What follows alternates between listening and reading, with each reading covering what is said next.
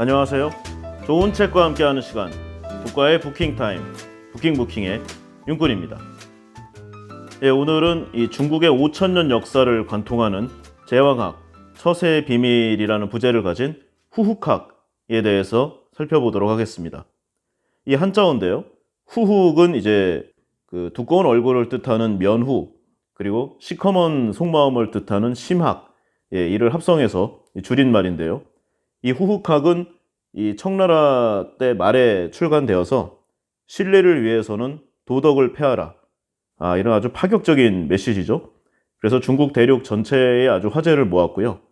현대 중국인의 국민성에 가장 큰 영향력을 끼친 학문, 이 후훅학을 오늘날에 맞게 재해석한 책이라고 할 수 있겠습니다. 지금 중국이 여러 가지 방면에서 이 미국과 어깨를 나란히 하는 이제 강대국으로 성장을 했는데요. 저자는 여기까지 중국이 성장한 이 가장 큰 원동력으로 이 뻔뻔함과 이 음흉학의 미학, 이것을 좀 핵심적으로 정리해서 보여주고 있습니다. 원래는 이제 굉장히 난해한 원전인데요. 이 요체를 좀 핵심적으로 압축해서 좀 읽기 편하게 여러 좀 고사의 옛날 이야기들을 더해서 좀 재미나게 소개하고 있어요. 근데 원전 자체가 좀 딱딱해서 읽기가 아주 뭐 쉽지는 않은데 그래도 우리네 인생살이가 길지 않겠습니까? 중국인의 이런 세상을 바라보는 이 처세, 그리고 꼭 중국인이 아니더라도 현재 이제 뭐 사는 게 각박하니까 우리나라 사람들도 점점 이런 방향으로 변해가고 있는 것 같아서 좀 안타까운 마음은 있습니다. 책 내에는 이제 이 후훅학의 이제 그 정수인 후훅술, 그러니까 한마디로 사기치는 겁니다. 이것을 이제 뭐 9가지 처세술로 나눠서 정리하고 있는데 뭐 사기를 가르치는 교본도 아니고 이 내용을 하나하나 다 얘기하는 필요는 없는 것 같아요. 그냥 이 책이 궁극적으로 나타내고 있는 요지는 무엇인가, 그리고 우리에게는 어떠한 방면으로 작용되고 좀 해석하고 이해해야 할 것인가, 그런 부분에 대해서 좀 살펴보도록 하겠습니다. 책 내에 이제 여러 가지 이야기들이 나오는데요. 뭐 다들 뭐 잘 아시는 내용들이에요. 옛날 월나라 오나라, 그러니까 월왕 구천과 오왕 부차, 뭐 이런 내용도 있고요. 그 다음에 유방과 항우, 초한지 아주 유명하죠. 그리고 이제 장량과 한신, 한 나라의 개국공신이었지만 한 명은 좀 본인을 좀 낮춰서 목숨을 부지했고, 한 명은 결국 기름에 튀겨지는 아주 좀 끔찍한 형벌을 당한 이 한신으로 기결되는 뭐 그런 고사성어죠. 그리고 삼국지의 조조와 유비, 그리고 이제 삼국지 약간 뒤편에 나오는 사마의, 그리고 손권, 뭐 이런 내용들이 많이 좀 중간중간에 사례로 좀 회자되고 있습니다. 근데 제가 개인적으로 살펴보고 싶은 내용은 그 내용 중에 좀 약간 뒤편에 나왔는데 이 장개석과 모택동, 근현대사의 이야기니까 우리와는 가장 가깝다고도 할 수 있는데 의외로 자세히 아는 내용이 많지 않더라고요. 뭐 저 역시도 좀 약간 드문드문 아는 내용이고 A부터 Z까지 처음부터 끝까지 제대로 알지는 못한다는 좀 생각을 했어요. 그래서 이번 기회에 저도 여러 가지 방면으로 좀 자료를 찾아보고 좀 살을 붙여서 한번 재미있게 이야기해 보도록 하겠습니다. 보통 이렇게 그 뭐 영웅호걸이라고 불리면서 이 중국 역사를 장식한 이 수많은 위인들 생각해 보면은요, 저자의 말이 틀리지 않습니다. 하나같이 아주 낯가죽이 두껍고요, 속마음이 음흉하기 이를 데 없는 인물들이었습니다. 보통 뭐 삼국지의 유비가 뭐 덕의 대명사, 인자의 상징이라고 하는데 삼국지 전편을 읽어보면은 유비만큼 음흉스러운 사람도 없습니다. 몸을 의탁한 대부분의 사람을 배신했고요, 형제들이 죽어나가는 말든 영토 확장에 매진했습니다. 그리고 개국 공신들에게 사실 좀 더 줘야 되잖아요. 그런데 새로 이제 인수합병을 한 이 총나라의 사람들을 더 우대하면서 묘하게 경쟁시키면서 자신의 자리를 굳건히 했었죠. 제갈공명마저도 이 총나라의 법정을 우대하면서 제갈공명의 힘을 빼는 아주 좀 무서운 사람이에요. 그러니까 이런 사람이 아무래도 그 이후의 왕조에서 이 통치할 때 이 백성들이나 신하들의 충성을 이끌어내야 되니까 약간 좀 우대 좀 받은 역사의 수혜자라는 생각을 좀 많이 합니다. 어쨌든 간에 이 후흑학을 한번 읽어보면은요, 뭐 이런 생각을 많이 하시게 될 거예요. 그리고 지금 우리를 둘러싸고 있는 우리 주위에 있는 정치가, 기업인, 그리고 나 자신의 주위에 있는 친구와 지인, 그리고 가족이라 불리는 사람들, 과연 나에게 어떤 의미가 있고 나에게 어떠한 좀 대접을 하고 있는가? 그들은 과연 나를 성의 있게 대하고 있는가? 이런 부분에 대해서 여러 가지 생각을 하게 되는 뜻깊으면서도 아주 심경이 복잡한 그런 시간을 가지실 수 있으리라 생각합니다. 이 후흑학의 정의, 얼굴이 얇아서 체면을 버리지 못하고 마음이 맑아 의중을 숨기지 못하는 자는 패배한 뒤에 이를 갈미 있으리라. 고로 체면 앞에서는 뻔뻔함이 승리하고 도덕 앞에선 음흉함이 승리하는 법이다. 이 후흑학의 이 요점을 한 줄로 정리하면 이런 내용인데요. 정말 이런 생각으로 세상을 살아가는 사람이 내 주위에 있다면 얼마나 끔찍할지 이런 생각을 좀 해봤습니다. 어쨌든 책에 나온 내용이니까 구체적으로 살펴보겠습니다.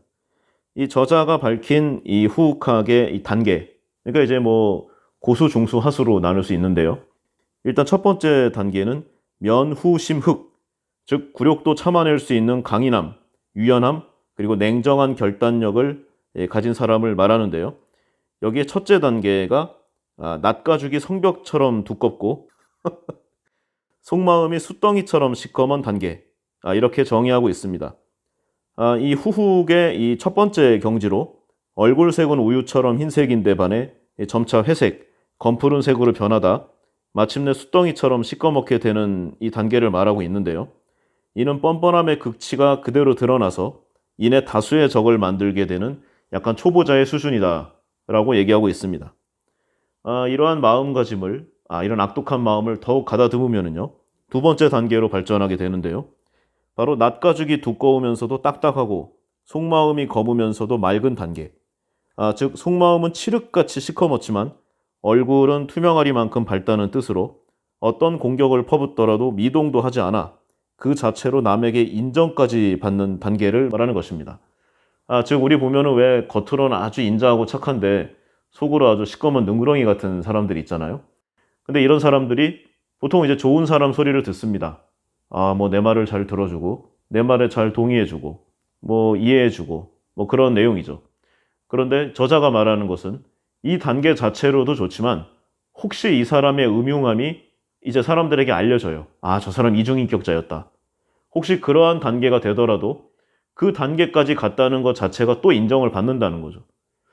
이 사람 말대로라면요, 세상을 착하게 살 이유가 없다는 좀 생각을 해봅니다. 음흉스럽게 살면은 그 자체로 이득이 있는 거고, 혹시나 그게 걸려서 사실은 나쁜 사람이었다, 이런 게 알려줘도 저 사람의 저런 마음을 감추는 방법 등은 참 배울 만하다, 이런 내용인데요. 이게 과연 정말 옛날 중국 사람들이 전부 다 이런 마음으로 살았는지, 그럼 이런 사람들과 관계를 뭐하러 하는지라는 생각을 잠깐 해봤습니다. 그리고 세 번째 단계는 낫가죽이 두꺼우면서도 형체가 없고 속마음이 시커먼데도 색채가 없는 소위 불후불혹의 경지, 신선의 단계인데요. 이 단계는 마치 손 안 대고 코 푸는 격으로 인간 심성에서는 결코 갖추지 못할 대성현의 경지라고 표현하고 있습니다. 하지만 이 대성현도 인간이었듯이 이 경지 또한 마음 수행에 따라 누구든지 활용할 수가 있고 주위의 모든 사람이 나의 표정 변화 한 번으로 나의 뜻을 이루는데 온 힘을 매진한다. 즉 나의 주위에 있는 사람이 나를 위해 모든 행동을 하는데 그게 내가 마음만 먹어도 된다는 거죠. 표정 변화 한 번만 살짝 눈가만 살짝 찡그려져도 아주 일사불란하게 움직인다는 그런 내용입니다. 이 역사 속에 이런 여러 영웅들이 이 단계까지 이제 갔다는 것을 말을 하고 있는데요. 설마 다 그러겠습니까? 이제 책을 쓰려니까 옛날 이야기들을 이 내용에 맞게 약간 각색을 한 것인데, 참 여러모로 좀 인간의 세상을 산다는 그런 건 어떤 의미인가를 참 여러 가지로 생각해 보게 되는 이야기가 아닐 수가 없어요. 기본적으로 보면 이제 후흑학이라고 명칭을 했지만 사실은 이제 제왕학이라고 보는 게 더 맞는 명칭일 것 같아요. 이 서양의 마키아벨리가 군주론을 썼다면 이 동양에는 이 후흑학이 있다, 이런 식으로 표현하는 내용도 여기저기서 많이 들려오고 있습니다. 이 마키아벨리 군주론은 그거죠. 이 국가를 다스리는 군주는 후한무치해야 하며 도덕에 구애받지 않아야 한다, 뭐 이런 내용인데요. 그러니까 결과만 좋으면 어떠한 과정을 거치더라도 군주에게 죄를 묻지 말아야 하고 도덕적으로는 더더욱 예속해서는 안 된다. 뭐 그런 내용이잖아요. 근데 이 후흑학은 여기보다 한 단계 더 지독합니다. 결과와도 전혀 관계없다. 그냥 마음이 시꺼멓고 다른 사람에게 이제 들키지 않고 자신의 속마음을, 그리고 오로지 겉으로 보여주는 것만으로 다른 사람들을 지배하는 법. 정말 정말 피곤한 학문입니다. 이 정쟁에서 승리하는 이 처세의 교본이라는 타이틀을 갖고 있는데요. 이 후흑학이 이 승패에 따라 뭐 국가와 가족, 이 가솔의 운명이 갈리는 이 제왕들의 처세, 그런 시대였잖아요. 오늘날과 같이 이 일신의 안위만을 바라는 사람들의 처세와는 그 목적과 방향이 다르다고 할 것입니다.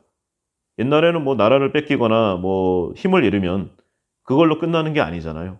목숨이 없어지니까 이런 처세의 이 달인을 만드는 이 학문들이 성행했다는 것, 어떤 면에서는 이해가 가기도 합니다. 범인들의 처세에는 비겁하고 옹졸함이 있어야 기회가 따르지만 제왕의 처세에는 이 뻔뻔함과 음흉함이 있어야 승리를 거머쥘 수 있는 그런 처세의 교본의 그런 좀 역할을 하고 있는 거죠. 뭐 오늘날도 다르지 않습니다. 상황만 조금 변한 거죠. 이 기업 간 생존의 경쟁이 이제 기업의 이 타이틀을 넘어서 이 국가의 존망을 결정하는 시대잖아요. 이 기업의 CEO와 임원급들이 이 성공적으로 이 오늘날의 살벌한 이 글로벌 경쟁에서 살아남을 수 있는 처세의 기술, 이거를 정리한 CEO를 위한 제왕학이라고도 할 수 있겠습니다. 이 실리를 위해 도덕을 폐하라는 이 파격적인 메시지. 뭐 이 말을 그대로 들을 건 없지만요. 이 말이, 그리고 이 책이 무엇을 의미하고 무엇을 말하고 싶은지는 알 듯도 합니다. 좋은 내용만, 그리고 참고할 수 있는 부분만 취사 선택하는 묘를 뭐 발휘하면 뭐 큰 문제는 없으리라는 생각도 듭니다. 한마디로 정리하면은요. 윗사람은 마음을 숨겨야 하고 아랫사람은 윗사람의 마음을 읽어야 한다. 경서를 읽던 장개석은 임기응변의 실패에 뜻을 꺾었고 사서를 읽던 모택동은 지략으로 천하를 얻었다. 이 책이 말하고 싶은 요지는 이 한 문장에 있다고 할 것입니다. 이 저자는 이제 신동준 씨인데요. 저는 이제 이분의 책을 몇 권 읽은 적이 있어요. 사실 그렇게 뭐 재밌다고 생각되지는 않는데, 그 일필휘지라고 하죠. 간혹가다 이제 한 문장씩이 뇌리에 탁 박히는 그런 내용들이 좀 기억이 납니다. 이 신동준 씨는 이 고전을 통해서 이 세상을 보는 그런 방식을 찾는 고전 연구가인데요. 동시에 평론가이기도 하고요. 이 고전에 대한 해박한 지식과 이 탁월한 안목을 바탕으로 이런 옛날 이야기들을 좀 현대화하는 그런 작업을 진행하고 있는 분입니다. 이 후흑학은 원래는 이제 청조 말에 이제 기서로 평가받던 이종호 씨의 작품인데요. 이거를 이제 신동준 씨가 재해석해서 해설서로 낸 거죠. 이 서울대학교 정치학과와 이 정치학 대학원을 졸업한 뒤에 조선일보와 한겨레신문 등에서 약 10년간 정치부 기자로 활약했던 저널리스트 출신입니다. 글발이 좋죠. 일본의 도쿄대학교 동양문화연구소의 개건연구원을 거쳐서 이 춘추전국시대 정치사상 비교연구로 서울대에서 박사학위를 받았습니다. 지금은 이제 뭐 서울대학이나 한국외대, 국민대 등에서 학생들에게 이제 동북아의 역사와 사상을 가르치는데 중점을 하고 있고요. 뭐 조선의 왕과 신하, 부국강병을 논하다, CEO의 삼국지, 제자백과 사상을 논하다, 뭐 춘추자전, 뭐 이렇게 좀 지은 책의 이름만 보아도 어떤 스타일의 글을 쓰는지 좀 대강을 유추할 수 있는 그런 뭐 분입니다. 좀 책 내용이 좀 한 권을 다 읽기가 솔직히 쉽지 않아요. 근데 이제 중간중간에 내용을 뽑아서 보면은 여러모로 참고할 만한 부분이 많고요. 번뜩이는 그런 좀 인사이트를 얻을 수 있다는 점에는 저도 분명히 동의를 합니다. 앞서도 잠깐 말했듯이 이 후흑학 내용 자체가 마음을 숨기고 다른 사람을 후려치고 뭐 그런 내용입니다. 그래서 어떤 상황에서는 어떻게 나쁜 짓을 해라, 뭐 이런 내용을 사실 그냥 말만 좋게 써놓은 거예요. 그래서 뭐 이 내용을 하나하나 소개하는 거는 좀 의미가 없다고 보고요. 제가 가장 좀 최근에 관심을 갖고 있는 이 중국 현대사, 그 중에서도 이 장개석과 모택동의 좀 대결 구도로 해서 한번 이야기를 해보도록 하겠습니다. 먼저 중화민국의 이 장개석인데요. 장제스라고 이제 불려지죠. 중화민국의 이제 군인이자 정치 군사 지도자이고 중화민국 국민정부의 제2대, 제4대 총통, 그리고 국부천대 이후에 제1대, 제3대 총통을 역임했습니다. 장제스는 자인데요. 흔히 보통 장제스라고 더 많이 불리우고요. 1906년에 이제 군관학교에 입학을 해서 일본 육군 사관학교에 유학을 간 당시로서는 굉장히 엘리트에 속하는 이제 인물입니다. 일본 유학 시기에 이제 중국 동맹회에 가입을 한 다음에 1911년에 아주 유명한 그 내용이죠. 신의 혁명. 여기에 적극적으로 참가를 했습니다. 그래서 이제 중국과 이 대만의 공통 국부죠. 이 순원의 신임을 받아서 이 1923년 제1차 국공합작 때는 소련으로 군사시설을 좀 가기도 했고요. 귀국 후에는 황포군관학교 교장에 취임을 하게 됩니다. 이후 국민혁명군 총사령관에 취임을 해서 북벌을 시작하였고 1927년에는 상하이 쿠데타를 일으켜서 공산당을 축출하고 베이징을 점령해서 북벌 완수를 이루기도 하죠. 이후 이제 난징의 수도를 정하고 국민정부를 선포한 뒤에 국민정부 주석과 각군의 총사령관이 되어서 정당과 정부의 지배권을 확립하게 됩니다. 독재자의 길로 걸어가게 된 거죠.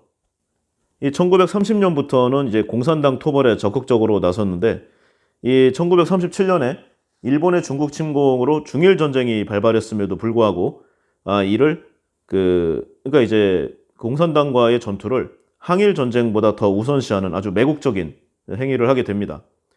근데 이제 1936년에 공산당 토벌 작전을 독려하기 위해서 시안에 갔다가 역사적인 좀 시안 사건에 휘말리게 되죠. 그의 부하격이었던 이 장세량과 그의 군대에 의해 감금당한 아주 치욕적인 사건을 당하게 됩니다. 이후 이제 국공합작을 약간 좀 반강제적으로 좀 떠밀렸어요. 그래서 결성을 한 다음에 공산당과 함께 항일전쟁, 중일전쟁이죠. 여기에 나서게 됩니다. 이 공산당과 대립을 하면서도 일본을 상대로 전쟁을 이끌어서 결국 일본의 항복으로 중일전쟁에서 중국을 승전국으로 만드는 데는 큰 공을 세웁니다.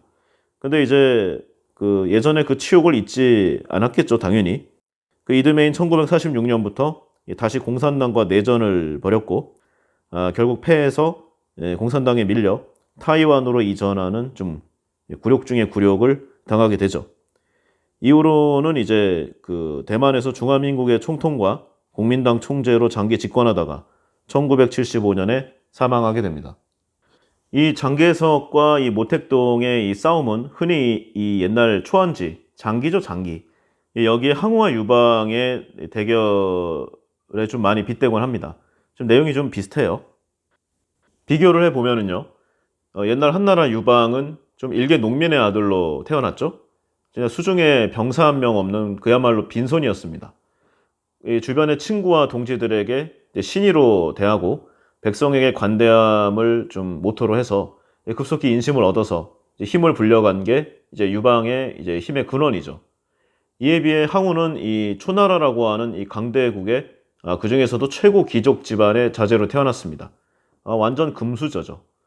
이 유방이 그 지방에서 몸을 일으켰을 때는 이미 초패왕 항우라고 불릴 정도로 압도적인 세력을 보유하고 있었던 상황이었죠. 근데 역사를 다 믿을 수는 없지만 일단 기록되어 있는 내용으로만 보면은 항우는 병사를 굉장히 혹독하게 다루었고 좀 자만감에 가득 찬 인물이라고 합니다. 결국 항우는 유방의 군사가 사면에 불러대는 초나라 노래를 들으면서 회한에 찬 이 최후를 맞게 되죠. 이것이 바로 사면에서 초나라의 노래가 울려 퍼지는 이 고사성어 사면초가의 이야기입니다. 이 중국에서 국민혁명이 시작된 이래 이 장개석과 모택동, 즉 국민당과 공산당의 세력은 예전 그 항우와 유방에 비유될 정도로 초반에 엄청난 차이가 났습니다. 이 장개석은 북벌 전쟁을 통해서 군벌들을 타도했고 통일 정권을 수립한 이 국민당의 당권, 군권을 한몸에 장악하고 있었으며 대외적으로나 대내적으로 가히 유일한 당시 중국의 지배자였다고 할 수 있을 정도입니다. 미국이나 기타 서방 국가들에게 엄청난 지원을 받았고 본인 자체의 능력도 훌륭해서 뭐 군사라던가 행정, 그다음에 뭐 법률, 기타 부분에서 나라를 뭐 다스리고 유지하는데 큰 어려움이 없을 거라는 게 당시의 지배적인 의견이었죠. 이 장개석이 1927년 상해에서 아주 피비린내 나는 이 공산당 숙청, 4.12 쿠데타인데요. 이것을 자행했음에도 그가 곧이어 국민당 최초의 통일 정권인 이 남경 정권을 수립했을 때 당시 중국의 그러니까 이제 민중의 이 장개석에 대한 지지는 굉장히 열광적이었습니다. 좀 굉장히 살기가 힘든 시절이잖아요. 외세에 의해 막 짓밟힌 그런 과거도 계속 있고요. 오랜 이런 좀 안 좋은 역사에 지친 사람들, 그리고 옛날 청나라 왕조의 통치에 아주 진절머리가 나는 사람들은 이 국민당의 통일 정권에 큰 기대를 걸고 있었던 것이 사실입니다. 사실 이 장개석이 집권한 이 1927년부터 일본군이 침입한 이 1937년까지 이 남경 정부의 이 근대 국가를 건설하기 위한 노력과 그 성과는 대단한 것이라고 할 수 있었습니다. 뭐 내용을 좀 보면은요. 1928년 이 최초의 국립은행이 설립되었고, 이금제, 그러니까 이게 세제인데요. 한 지역을 통과할 때마다 부과되는 이제 내지 관세입니다. 그러니까 지방에 이제 군벌이라든가 이제 각 지역의 호족, 귀족들이 많기 때문에 뭐 각각의 왕으로 군림하면서 통행세를 거둔 거죠. 발전할 수가 있겠습니까? 이 교역이라든가 이 무역이 성행할 수가 없으니까요.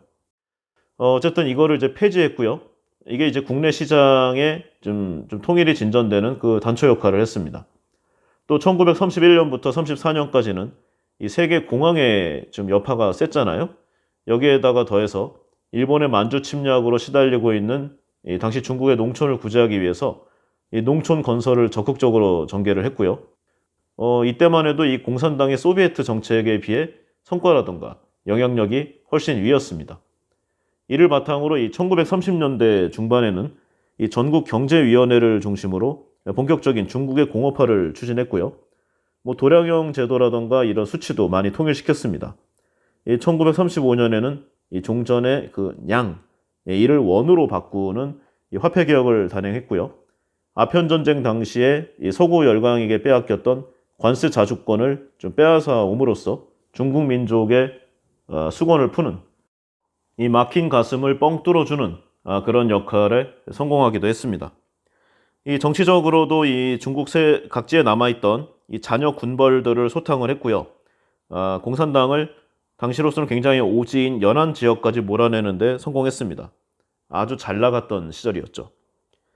그래서 자신감에 찬 이 장개석은 이 손문의 국가 건설 단계인 이 군정, 훈정, 헌정 이 중에서도 최종 단계인 헌정 실시를 약속하고 헌법을 제정하게 됩니다. 사람들은 바야흐로 국민당 정부가 반제 반봉건의 노선으로 매진하는 것으로 받아들이게 되죠.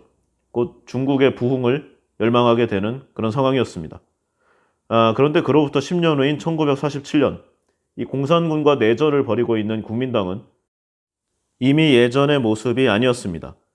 그들은 몰라볼 정도로 쇠약해져 있었고 내전을 시작한 지 3년도 안 되어서 대륙으로 쫓겨나고 말았습니다.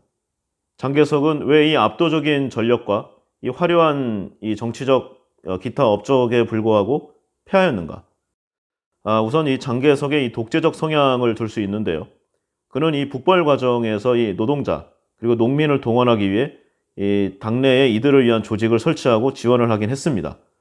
그러나 북벌이 끝나고 자신이 통일 정권의 지배자가 되자 이 조직들을 폐지하고 이 민중운동을 폭력으로 탄압하게 되는 그런 철저한 독재자의 길을 걷게 됩니다. 바로 후훅학이 제대로 발휘되는 셈이죠. 이 학생이나 지식인의 이런 좀 지적 움직임 이런 것도 좀 달가워하지 않았고요. 이들이 좀 예전 손문의 유지와 장개석의 예전 약속대로 헌정의 실시, 의회 소집을 요구하자 이 장개석은 헌법 초안을 만든다는 구실로 점점 시간을 끌었고 좀 이상함을 느낀 이 민중들은 또 엘리트 좀 학생들은 점차 의심의 마음을 품게 됐고요. 장개석에 대한 원망스러운 마음을 가지게 되었습니다. 이 당내 좌파가 끊임없이 이 독재 체제의 완화를 촉구를 했지만 이 장개석은 이 정치란 엘리트의 것이라고 주장을 하면서 아주 소수의 자기 친지들, 군부 인사, 그리고 당뇨들의 의견만을 듣게 되죠. 이에 따라 국민당은 이 대중의 힘을 동원하는 데 점차 실패하게 됐고요. 그가 버린 대중, 그가 가치가 적다고 생각한 이 민중은 점점 모택동의 공산당 쪽으로 마음을 변하게 됩니다. 이 점에서 모택동과는 이제 극명한 대조를 보이고 있는데요.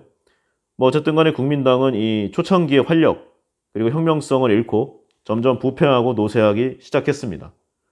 보통은 이러한 단계가 이제 몇백 년에 걸쳐서 왕조 전반에 걸쳐서 일어나게 되는 게 보통인데 장개석은 거기까지 가지도 못한 거예요. 그러니까 뭐 능력이 부족했다고 볼 수밖에 없겠죠. 그 다음에 이제 장개석의 패배 원인으로 또 이 남경 정부의 도약기에 엄습한 좀 일본의 침략, 그러니까 뭐 외세의 개입이죠.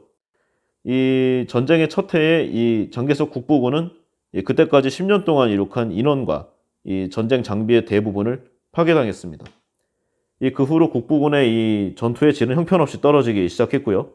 국민당 정권이 피난간 이 서부의 오지인 중경, 뭐 지금이야 뭐 좀 알려져 있지 당시로서는 이 중국 내륙 지방 사람들에게는 거의 외국이나 다름없을 정도로 낯선 곳이었다고 합니다. 그리고 굉장히 낙후한 지역이고요. 이 서부 중국은 당시 전국 전력의 4%만을 생산을 했고 중국 전역 공장 수의 6%만을 보유하고 있는 그냥 시골입니다. 시골. 주민들은 거의 농업에 종사했는데 이들은 낯선 국민당 사람들에게 상당히 비협조적이었다고 합니다. 결국 이런저런 이유로 중경에 있을 때 이 국민당 정부의 수입은 한창 때에 비해 약 70% 가까이나 감소를 했고요. 정부의 적자 재정에서 비롯된 인플레는 이후 7개월 동안 250% 이상 물가가 오를 정도의 아주 살인적인 내용을 기록했다고 합니다. 이 같은 위기 상황에서 이 학생과 지식인들은 이 장개석에 대해 굉장히 분노를 했고요. 그리고 이제 더 이상 농민이나 학생들의 정치 활동을 탄압하지 말고 이들을 대중의 에너지를 분출시키는 것만이 일본과의 전쟁의 승리로 이끌 수 있는 길이니 장개석도 협조하라. 이렇게 계속 좀 주장을 좀 했다고 합니다. 근데 이 방안으로 이제 장개석이 좀 약속은 했지만 실행하지 않았던 의회 개설을 촉구했는데 그러니까 정권의 민주화만이 이 국가의 부를 늘리고 힘을 좀 개선시키면서 전쟁 능력을 제고시킬 수 있다. 이런 내용인데 당연한 얘기입니다. 그런데 이제 당시 여론의 지지를 받은 이 주장이 장개석에 의해서 그냥 뭉개져요. 반면 이제 공산당은 이들의 주장을 적극 지지하고 나서서 이게 바로 분기점이 된 셈이죠. 이런 과정을 거치면서 이 많은 지식인과 학생 그리고 사회 저명 인사들이 이 국민당의 독선의 염증을 느끼고 공산당 쪽에 점점 가까워져 가는 그런 계기가 되는 사건들이었습니다. 게다가 장개석은 이제 이들이 빨갱이라고 탄압을 했는데요. 결과적으로 공산당을 도와주는 역할밖에 되지 못했습니다. 여기에 더해서 이 1945년 이 소련의 만주 진공도 장개석 패배의 큰 원인이었는데요. 이 소련은 이 국민당 정부가 만주에서 이 군사적 그리고 행정적인 힘을 확보하는 것을 저지시키려고 이 만주의 여러 공업시설들을 그냥 강제로 떼어갔습니다. 그리고 이곳에 공산군의 근거지를 마련해 주었는데요. 이 풍부한 식량과 일본인이 남겨놓은 공업시설을 이제 갖고 있는 당시의 만주를 만약에 이 장개석이 확보했다면 이후에 이 공산당과의 이 전쟁에서 아마도 그리 쉽사리 무너지지는 좀 않았을 것입니다. 그리고 또 이제 이 국민당 약체화의 다른 원인으로는 이 중앙 정권에 대한 이 지방 세력의 저항을 들 수 있는데요. 이 많이 소탕하긴 했는데 이 1940년대 말까지만 해도 이 군발 세력은 완전히 소탕되지 않았었고요. 이 중앙 정부는 아주 마을 단위까지 행정력이 미치지 못했던 그런 상황이었습니다. 근데 여기에 이 거듭되는 패전과 이 살인적인 인플레로 좀 통치의 위기에 직면한 이 장개석 정권이 1948년에 통화개혁을 단행하게 되는데요. 그러니까 이제 법회라고 불리는 이 옛 돈을 금원권이라는 새 돈으로 약 300만 대 1의 비율로 이제 바꾸는 그런 정책이었습니다. 그리고 동시에 모든 물가와 임금을 동결하는 정책이었는데요. 이게 대실패로 좀 돌아가게 되고 결국 국민당 정권에 대한 이 국민들의 이제 큰 실망이 아주 분출되는 사건이었죠. 결국 돈을 제대로 못 다루면요 정권은 무너지게 돼 있습니다. 결국 국민당 정부도 붕괴의 길로 치닫게 되죠. 이상의 내용이 이제 대략적인 중국 현대사에서 이 장개석이 가지고 있는 위치 그리고 그가 행한 내용들의 약간 좀 요점입니다. 좀 많이 좀 축약했어요. 내용 굉장히 방대하고요. 현대사가 아무래도 좀 기록 자체가 많다 보니까 또 장개석과 모택동은 뭐 워낙 뭐 단연 뭐 양대 산맥이잖아요. 그래서 뭐 이 내용을 좀 몇 분 내로 축약한다는 것 자체가 쉽지 않은데 어쨌든 간에 뭐 굵직한 내용만 보면 이 정도입니다. 우리나라는 아무래도 이 당시에는 중공이라고 불렸었죠. 현재의 중국. 여기보다는 이제 대만과의 관계가 먼저였고, 실제로 장제스가 한국 정부를 좀 금전적으로나, 그러니까 이승만 정권 때부터죠. 여기를 좀 많이 좀 도와줬어요.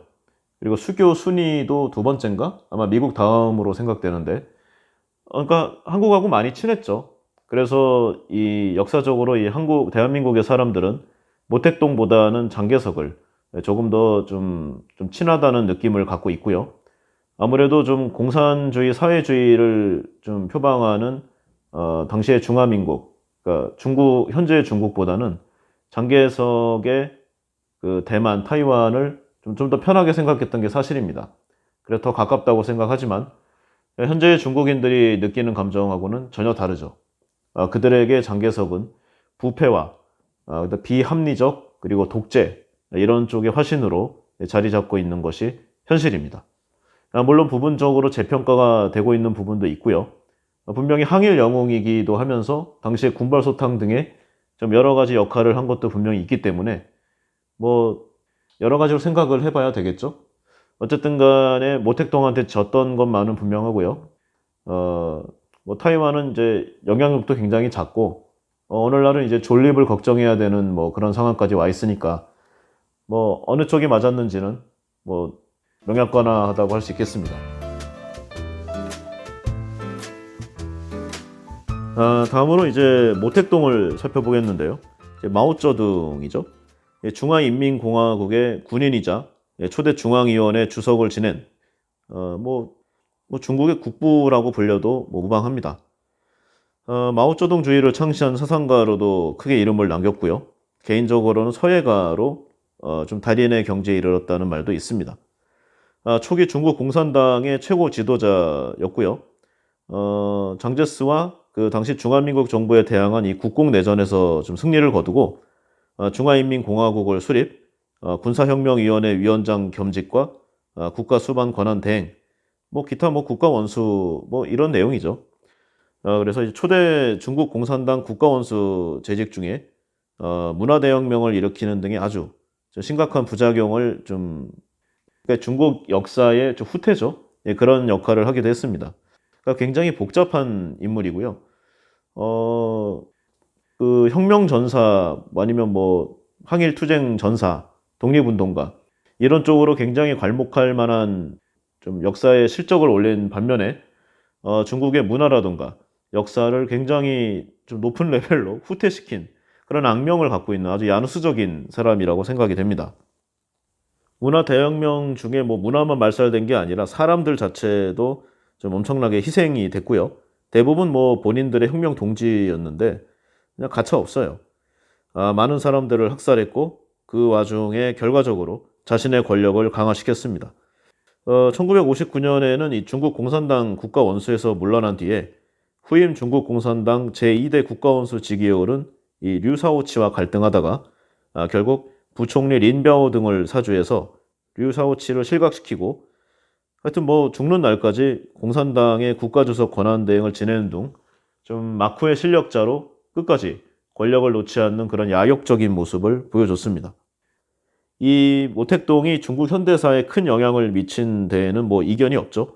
오늘날까지도 하지만 그에 대한 평가는 의견이 분분합니다. 뭐 일각에서는 이 장제스를 격파하고 중국 대륙의 공산주의 국가를 건설한 혁명가이자 전략가 이렇게 좀 높게 평가가 되지만 대약진 운동 실패와 문화대혁명으로 약 4,500만 명의 엄청난 인명피해를 초래한 역사의 대악당으로 기록되기도 하죠. 4,500만 명 정말 어마어마하지 않습니까? 히틀러가 가스실에서 유태인을 죽인 게 600만 명이고요. 악명 높은 폴포트가 죽인 게 자국민 200만 플러스 알파라고 하고 기타 지금까지 역사적으로 모든 독재자 그리고 학살자 이런 좀 사람들이 죽인 사람들을 다 합쳐도 될까 말까예요. 이게 기록이 그냥 적당히 이 정도에서 끝나서 그렇지, 정말 역사상 이런 악당이 있었을까 하는 생각을 좀 하게 됩니다. 그러나 어쨌든 간에 현재 중국의 국부로 추앙받고 있고요. 뭐 순원은 이 타이완과 중국의 양대 국부이기 때문에 사실상 공산당의 이 최고 정신적 지도자, 뭐 이런 개념으로 아직도 불리우고 있죠. 이 사상 교육은 무서운 겁니다. 뭐 중간중간 살펴보면은요, 모택동이라는 말을 들으면 생각나는 몇 가지 단어가 있는데요. 그 중에 이제 문화대혁명이 있을 거고, 그리고 대장정이 있습니다. 그러니까 이제 국민당 정부에 이제 초반에 많이 밀렸어요. 이 공산당 이 군이요. 그래서 이제 전멸을 당할 위기에 몰린 이 모택동 군이 이제 한쪽 포위를 뚫고 이제 도망가는, 이 말이 대장정이지 도망가는 겁니다. 그래서 이제 뭐 인민의 선택이었다고 얘기를 하면서 도망을 가는데, 이게 당시에 이 모택동의 홍군, 여기 주력군 9만 명이 도망을 가서 4천 명만이 살아남는 아주 처참한 실패를 겪게 되는데, 이것을 성공이라고 포장하는 거죠.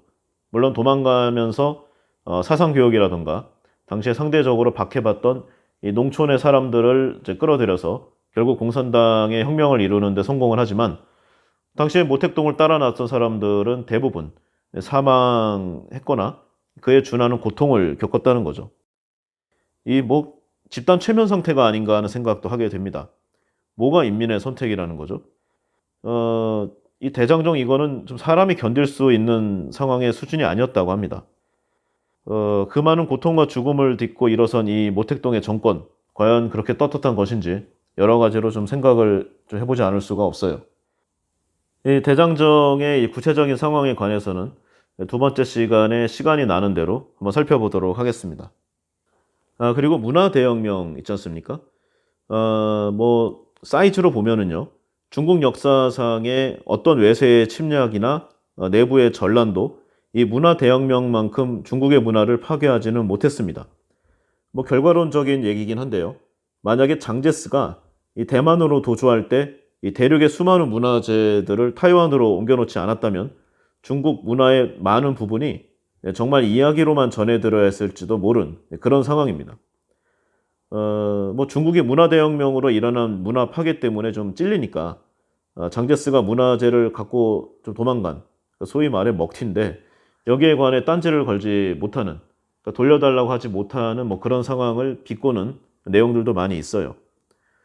문화대혁명이라고 하면은 좀 말이 그럴듯합니다. 말만 들으면은요, 뭐 아마도 뭐 르네상스처럼 뭐 문화가 혁명적으로 발전한 시기를 말하는가? 이렇게 생각하기 쉬운데요. 근데 이 전 세계를 봐도 이 유사한 사례를 찾아보기 힘들 정도로 이 찬란했던 반만 년 이상의 중화 문명을 중국인들 스스로 부숴버린 이 대규모 반달리즘이라고 하죠. 예, 이런 상황이 일어난 시기였습니다. 원래 이 문화대혁명이라는 용어도요, 이 마오쩌둥 생전에 이 마오쩌둥과 당시의 그 친위병들이죠, 이 홍위병이라고 불리는 세력이 만든 용어였으며, 이 마오쩌둥 사후에도 이 마오쩌둥과 공산당의 권위를 무너뜨릴 수 없었기에 그냥 혁명이라고 부르는 것일 뿐입니다. 좀 냉정하게 표현을 하면은요, 실상은 아주 지독한 권력욕에 찌든 좀 이 뒷방 늙은이가 자기 권력욕을 위해서 나라를 아주 갈아버린 그런 사건이라고 좀 세게 얘기할 수가 좀 있겠어요. 이 문화대혁명 과정에서 이 홍위병들이 저지른 폭력은 이 단순히 사람에게만 가해진 게 아니라 이 기존의 중국 문화 전체에 엄청난 악영향을 끼쳤고요. 이 중국의 수많은 문화유산과 서적들이 이때 홍위병들에 의해서 파괴되고 소실되었습니다. 마찬가지로 뭐 각종 뭐 음악이나 미술, 영화, 뭐 소설, 뭐 만화, 심지어 애니메이션까지 거의 모든 분야에서 참으로 어이없는 정책과 사람들에 대한 대대적인 숙청이 벌어졌고요. 중국 문화계는 당연히 치명적인 타격을 입었습니다. 뭐 굳이 중국인이 아니더라도 이 문화예술 분야에 조금이라도 일가견이 있는 사람이라면 이 밑에 홍위병들의 이 수많은 이러한 행위에 대해서 기분이 나빠질 수밖에 없을 거고요. 뭐 화가 치밀 수밖에 없는 뭐 그런 내용입니다. 이 오늘날의 이 중국이 나름대로 하드웨어는 충분하지만 소프트웨어는 뭐 미국에게 뭐 상대도 안 되죠. 그렇게 문화유산이 찬란하다고 하는데 문화에 대한 산업이 너무 약합니다. 이렇게 밀리는 이유 중에 하나가 바로 이 문화 대혁명의 좀 그런 결과가 좀 여파가 된 거고요. 완전히 오늘날 뭐 표절공화국이라는 말이 나올 정도로 제대로 된 방송 프로그램도 기획하지 못하는 뭐 그런 상황에 처하게 된 거는 이때 문화 말살 정책에 피해를 겪은 세대가 현재의 각종 권력의 중추에 있기 때문이라는 말도 많이 있습니다. 최근에서야 좀 많이 발전하고 있는데요. 그래도 국제적으로 그러니까 뭐 좋은 평가를 받는 것은 대부분 이제 대만이나 홍콩, 마카오의 작품들이 뭐 대부분입니다. 그만큼 그동안 중국 본토에서 만들어지는 이 문화 콘텐츠들이 변편치 않았다는 뭐 그런 내용이죠.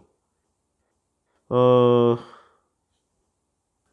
참고로 중국 내에서 문화 대혁명으로 인한 경제적인 피해는 대략 5천억 위안으로 추산하고 있는데요. 2019년 기준으로 계산을 해보면은요, 한 82조 600억 원 가량에 해당되는 금액이라고 합니다. 뭐 중국이 워낙 사이즈가 크니까 감당이 불가능한 피해액은 아니라고 할 수 있지만 이건 중국의 경제가 그동안 발전해서 약간 희석이 된 거지 1970년대 중국의 경제 규모와 당시 위안화의 가치를 생각해 보면은 엄청나게 큰 피해액이라고 할 수 있습니다. 비교를 해 보면은요. 대약진 운동의 이 피해 규모 합치면은 약 6,200억 위안에 달한다고 하는데 이는 중국 정부가 이 건국 이후 30년 동안 이 사회 기반 시설에 투자한 총액보다 큰 금액이라고 합니다.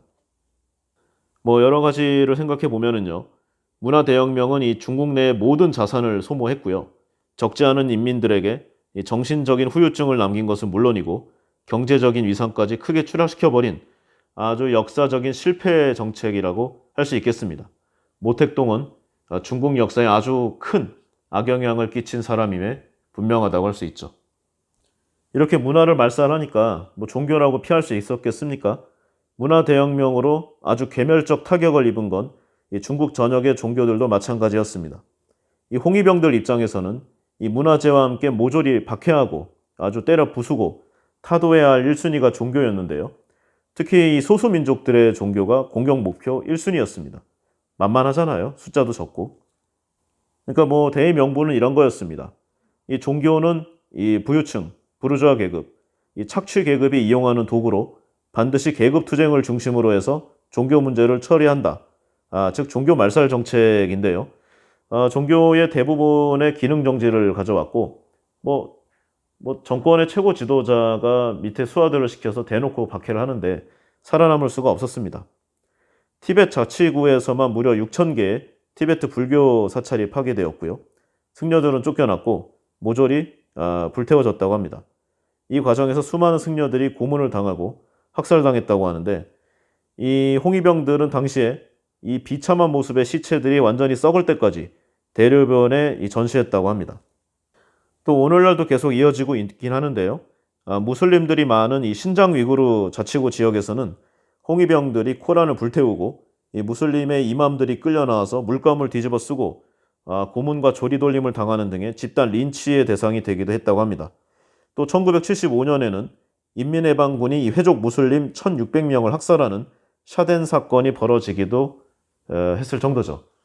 뭐 근데 오늘날의 뭐 법륜국 사건을 뭐 보던지 기타 여러 가지 박해 사건을 보면은 예전에 그 행위들이 대를 이어서 현재까지 이어지는 것을 확인할 수가 있습니다. 뭐 이상이 뭐 대충 좀 살펴본 이 장개석과 이 모택동의 좀 일대기인데요. 뭐 좀 안 좋은 내용을 더 많이 하긴 했어요. 뭐 워낙 뭐 좋은 내용들은 지금 여기저기서 추앙하고 있으니까 그런 좀 우쭈쭈 방송보다는 역사의 좀 다크사이드한 면을 조금 더 살펴봤습니다. 첫 번째 시간은 여기서 좀 마무리를 하고요. 다음 두 번째 시간에는 이 장개석과 이 모택동의 여러 가지 사건들을 좀 시대순으로 살펴보고 어떠한 과정으로 일어났고 이게 어떠한 영향을 끼쳤는가 이런 좀 약간 좀 드라마틱하게 한번 살을 붙여서 진행해보는 시간을 갖도록 하겠습니다. 예, 오늘은 여기까지 하겠습니다. 좋아요와 구독 버튼 꼭 부탁드릴게요. 예, 감사합니다.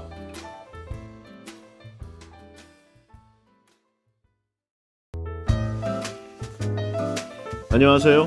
좋은 책과 함께하는 시간, 국가의 부킹 타임, 부킹의 윤군입니다. 예, 오늘은 지난 시간에 이어서 후흑학 그 두 번째 시간을 진행해 보도록 하겠습니다. 중국 역사를 살펴보면은요, 이 수천 년 중국 역사에서 그 넓은 대륙을 통일했던 영웅 몇 명 되지 않습니다. 기원전 제 3세기경에 이 진시황이 처음으로 대륙을 통일했었는데 그때도 제대로 이제 그 정비가 되었다고 보기는 어려워요. 그래서 최초로 이 아시아적인 형태의 이 왕조, 그러니까 전제 국가를 세운 인물은 사실상 이 한나라의 유방이라고 보는 게 정설입니다. 그 뒤에 이 나라에서 그 세월이 좀 지나서요. 신의 혁명으로 청나라 왕조가 무너지기까지 약 7차례나 통일왕조가 역사의 흥망성쇠를 되풀이했었죠. 한나라가 망하자 삼국시대가 열렸고요. 당나라가 무너진 후에 좀 복잡해요. 5대 십국시대. 그 다음에 이제 만주족이 세운 청나라가 무너지자 중국 대륙이 이제 각 지방의 군벌 소나기에 들어가는 혼란의 시대. 영웅주의 역사관으로 보면은 보통 이제 이럴 때 걸출한 영웅이 나타나서 이런 혼란 상태를 끝나고 통일을 이루는 게 역사의 법칙이었는데요. 살펴보면 이제 주나라가 멸망한 후에 500년 동안 계속된 춘추 전국 시대를 진시황이 마감했고, 진시황이 죽은 다음에 벌어진 대혼란을 한나라의 태조, 고조 유방이 수습한 것처럼 신의 혁명 이후에 이 군벌 시대를 끝내는 일도 뛰어난 영웅이 아니고는 해낼 수 없는, 그러니까 영웅의 출현을 역사가 요구하고 있던 그런 시대라고 할 수 있겠습니다. 바로 이러한 시대의 요구에 각자의 방식으로 이제 응답하고 그 해결책을 제시한 사람이 바로 장개석과 모택동이었죠. 이 결과적으로 모택동은 이 중국 대륙을 통일한 8번째 영웅인데요. 장개석한테 이겼잖아요. 그런데 그는 이 앞서의 진시황, 유방, 그리고 삼국지 유비와 조조, 명나라의 주원장, 징기스칸, 청나라의 누르하치 이런 사람들, 그러니까 앞선 시대의 영웅들과는 전혀 다른 형태의 나라를 만들었습니다. 이전의 영웅들은 이 수백만 농민군이나 또는 이 몽골 아니면 이제 만주의 야만족, 그러니까 이런 민족들을 이끌고 왔었잖아요. 언제나 멸망해버린 앞선 나라와 본질적으로는 똑같은 나라를 세우는 데 그쳤습니다. 나라의 이름만 바뀌는 거였죠. 이런 전제 국가가 2000년이나 중국을 지배해왔던 것이 현실이었습니다. 그러나 장개석과 모택동은 달랐는데요. 장개석은 봉건적 전제 국가가 무너진 자리에 이 자본주의 경제제도와 독재 권력을 심으려고 했습니다. 그리고 모택동은 이 낡은 봉건적 질서를 이제 무너뜨리는 동시에 이제 막 잎새가 뻗어서 나온 자본주의를 부정하고요. 노동자와 농민의 그들만의 사회주의 국가를 세우려고 했다는 그런 차이점이 있죠. 이 과정을 좀 살펴보면은요. 이 만주족이 세운 나라 이 청나라, 이 19세기 서유럽 제국주의 세력에게 침략당하면서 이미 망한 것이나 다름없는 아주 형편없는 처지에 빠졌습니다. 이 청왕조는 이 조선의 지배권을 두고 일본과 벌인 전쟁에서도 전혀 맥을 추지 못하고 졌는데요. 이때의 청왕조 멸망을 확실하게 만든 사건, 바로 1911년 호북성 무안에서 일어난 혁명이었습니다. 이 혁명을 신호로 한 달 안에 산서, 운남, 산동, 광동, 기타 16개의 성이 독립을 선언했는데요. 한마디로 이 무능력하고 비리천지인 청나라 왕조는 더 이상 수명 연장을 할 필요가 없다는 그런 선언이죠. 이들 각 성의 대표들은 이 상해에 모여서 임시정부를 세우고 유럽에서 망명 생활을 하다가 돌아온 이 손문을 임시 대총통으로 세웠으니 이것이 바로 신의 혁명입니다. 손문을 잠깐 얘기해 보면은요. 타이완과 현재 중국 양쪽에서 국부로 추앙받는 아주 위대한 사람입니다. 원래 이제 빈농의 아들로 태어나서 서양 의학을 배운 뒤에 돈을 잘 벌던 의사였습니다. 잘 나갔죠. 이 서양 의학의 의사답게 외국 문물을 많이 받아들였던 그는 이 아편 전쟁과 청일 전쟁으로 중국이 몰락의 길을 걷자 혁명을 하기로 결심을 합니다. 그리고 그가 내건 이 삼민주의, 즉 민족과 민권, 민생을 기르자 이 노선은 이후 반제국주의, 반봉건주의 혁명의 지도 이념이 되었습니다. 이 1911년 우창에서 봉기해서 중화민국을 건국했고요. 전국 각지의 호응을 얻어서 이 남경 정부를 수립하게 됩니다. 그러나 당시 가장 강력한 군벌이었던 원세계, 이 청왕조를 무너뜨리는 데 협력하는 대가로 손문에게 대통령직을 요구하였는데요. 이후 원세계의 배신으로 이 손문의 혁명은 실패하게 됩니다. 아쉬운 일이 아닐 수가 없어요. 손문이 만약에 조금 더 오래 살고 중국의 혁명을 직접 완성을 했으면 아마 오늘날의 이 중국이 갈라지는 일은 없었을 겁니다. 천만다행으로 우리나라한테는 좋은 일인데요. 만약에 중국이 지금처럼 분열되지 않고 하나가 되었다면은 아마 6.25 때부터 시작해서 우리나라에게 많은 악영향을 미쳤을 것임에 틀림없습니다. 다른 나라, 국경선을 맞대고 있는 이웃 나라의 불행은 우리나라의 행운이 되는 뭐 그런 아이러니가 아닐 수가 없습니다. 뭐 중국도 우리나라가 어려울 때 이득 봤으니까 역사의 도돌이표라고 할 수 있겠죠. 결국 임시 대총통 자리를 원세계에게 넘겨주면서 이 신의 혁명이 완수가 됐고요. 결국 뭐 좀 잘 될 것 같았는데 또 위안스카이 이 원세계가 약속을 지킬 리가 없죠. 처음에 약속과 달리 이 공화국의 헌법을 짓밟았고요. 혁명 세력과 의회를 탄압하면서 자기가 새 황제가 되려는 야심을 아주 노골적으로 드러냈습니다. 그러자 이 여러 성의 혁명 세력은 1912년 다시 독립을 선언하게 되는데요. 이것이 제2혁명입니다. 원세계는 이 북부 군대를 동원해서 혁명군을 공격했고요. 손문은 국민당을 조직해서 광동에 정부를 세웠는데요. 하지만 이때의 국민당 정부는 허약하기 짝이 없었고 각 지방의 군벌은 자기 왕국처럼 해당 지역을 지배하면서 청왕조 시대보다 더 혹독하게 백성들을 착취하고 억압을 했습니다. 이런 군벌 시대가 10년 가까이 계속되었죠. 중국 현대사의 암흑 중의 암흑 시대가 아닐 수 없습니다. 이러한 상황은 이 손문에게 노선 변경을 강요하게 되는데요. 이때 손문은 이 자본주의 열강이 이 지방 군벌을 지원하면서 각종 이권을 따내는 데 혈안이 되어서 날뛰는 것을 보고 굉장히 실망했다고 합니다. 그래서 평소와의 좀 다른, 좀 자기와 이념이 다른 소련 공산당과 손을 잡았는데요. 소련 공산당의 조직 기술 그리고 훈련 방법을 배우는 것이 현재의 중국 혁명을 승리로 이끄는 지름길이라고 판단했다고 합니다. 그래서 1922년 러시아 사회주의 정부의 원조를 받아들여서 중국 공산당과 합작을 제안하게 되죠. 이 중국 공산당원들은 이 제안에 따라서 국민당에 입당을 했고요. 광동에 있던 국민당 정부에 참여하게 됩니다. 이것이 바로 제1차 국공합작이죠. 이 국민당 정부는 이 러시아 군사 고문의 지도를 받아서 광동에 황포군관학교를 세웠고요. 이 학교 교장은 당시 이 중국 정계의 두각을 나타냈던 젊은 장교 장개석이 맡았는데 아주 묘하게도 이 학교의 정치 주임은 프랑스에서 공부하고 돌아온 청년 공산주의자 주은래였습니다. 뒤에 이제 긴 인연으로 이어지죠. 이 주은래는 뒷날 서한 사건에서 장개석의 목숨을 구해주었고 중화인민공화국 외교관으로서 온 세계의 이름을 떨치게 됩니다. 그리고 몇 년 동안 힘을 기른 국민당은 이 북쪽의 군벌을 토벌하는 이른바 이 북벌 준비를 갖추게 되는데요. 근데 이때 아쉽게 손문이 암으로 세상을 떠나게 됩니다. 이 러시아 고문단은 남아있는 장개석에게 총사령관의 자리를 맡겼고요. 국공합작의 혁명군은 1926년부터 이 북벌에 나서게 되죠.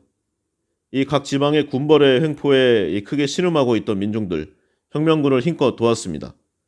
그 사이에 이 도시 노동자들을 조직해서 당원을 6만 명 이상이나 확보한 이 공산당도 이 전심전력으로 북벌에 협력을 했는데요. 이 군벌과 지주의 착취 그리고 가난에 허덕이던 이 각 지방의 농민들은 그 누구보다도 더 열렬히 혁명군을 환영했다고 합니다. 호남성에서 농민을 조직하고 있던 모택동, 이 중국의 혁명이 러시아 혁명과는 다른 길을 걸을 수밖에 없다는 것을 깨닫고 이에 관련된 보고서를 제출했는데요. 그는 중국이 농민의 나라이기 때문에 이 농민이 혁명의 주요 세력이라고 주장하면서 광동이나 상해, 이 북경처럼 이 제국주의 열강과 이 국민당 군대와 군벌이 장악한 이런 대도시가 아니라 농촌에서 그 결판이 날 것을 예견했다는 것이죠. 그래서 가난한 농민들을 혁명 세력에 끌어들이려면 지주의 토지를 몰수하는 농업 강령을 채택해야 한다고 제안하게 됩니다. 하지만 이 지도책이 너무 이제 강력하다는 또 당시 기준으로 봐도 너무 좀 세다는 내용이 많아서 결국 기각이 되는데요. 그래도 모택동은 포기하지 않고 계속 노력했다고 합니다. 하지만 의회 사건으로 좀 이 정책이 이제 없어지게 되는데요. 바로 국민당 장개석이 쿠데타를 일으켰기 때문입니다. 이 장개석은 성향상 철저한 반공주의자인데요. 이 지주와 상인, 이 대자본가들의 절대적인 지지를 받고 있던 장개석은 이제 북벌이 어느 정도 성공을 거두자 혁명군 내부에 있는 사회주의자들을 제거하기 위해 이 내부에서 다시 쿠데타를 일으키게 된 것이죠. 이 국민당 군대는 이 남경과 상해에서 이 공산당원과 노동자들을 대량 학살했는데요. 장개석의 정치 참모였던 주은래조차도 구사일생으로 달아나는 데 그쳤습니다. 결국 살아남은 공산당원들은 농촌으로 숨어들었는데요. 이때 국민당 군대가 얼마나 잔혹한 대학살을 저질렀는지는 앙드레 말로가 쓴 인간의 조건이라는 소설을 보면 잘 알 수 있다고 합니다. 이 공산당원 10 가운데 8이 살해되는 바람에 당원이 1만 명도 남지 않는 처참한 상황에 이르렀다고 하죠. 결국 국민당 이 내부의 사회주의자들을 일소하고 영국과 일본, 미국, 프랑스 등의 막대한 이권을 내어준 장개석은 제국주의 열강의 총화가 되어서 이 연합전선을 형성하게 됩니다. 살아남은 공산당원들은 지하로 숨어들어서 조직을 재건하는 데 힘썼는데요. 근데 이제 어렵잖아요.